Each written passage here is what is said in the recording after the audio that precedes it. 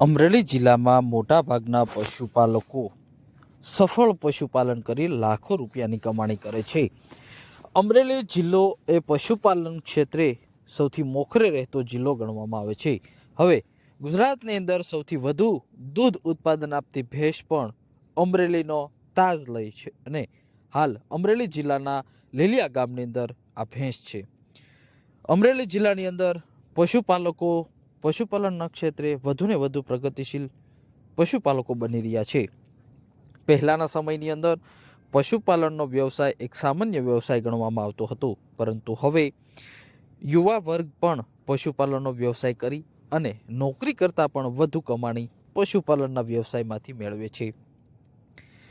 અમરેલી જિલ્લાના લીલિયા તાલુકાનું લીલિયા ગામની અંદર એક ધામત પરિવાર વર્ષોથી પશુપાલન કરે છે.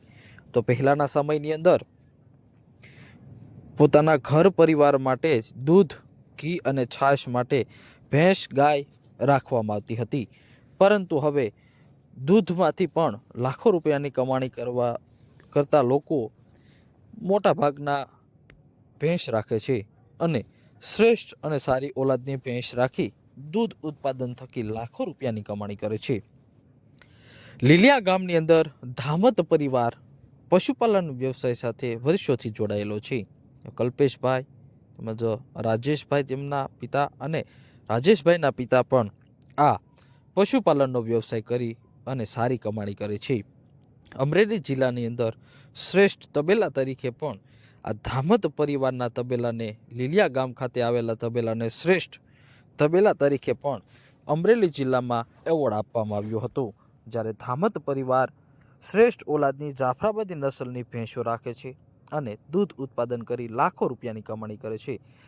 જેવો કલ્પેશભાઈ, રાજેશભાઈ અને તેમના પિતા જેઓ પાસે શ્રેષ્ઠ અને સારી ઓલાદની ભેંસો છે, જેમાં ખાસ કરીને 1,20,000થી 1,50,000 સુધીની ભેંસો છે, જેમાં ખાસ કરીને 1,50,000 રૂપિયાની કિંમતની ભેંસ રોજનું 20 લીટર દૂધ આપે છે અને આ 20 લીટર દૂધનો ભાવ 70થી 75 રૂપિયા મળે છે, જેથી મહિને 45,000 રૂપિયાની કમાણી આ ભેંસ થકી, દૂધ ઉત્પાદન થકી કરવામાં આવે છે.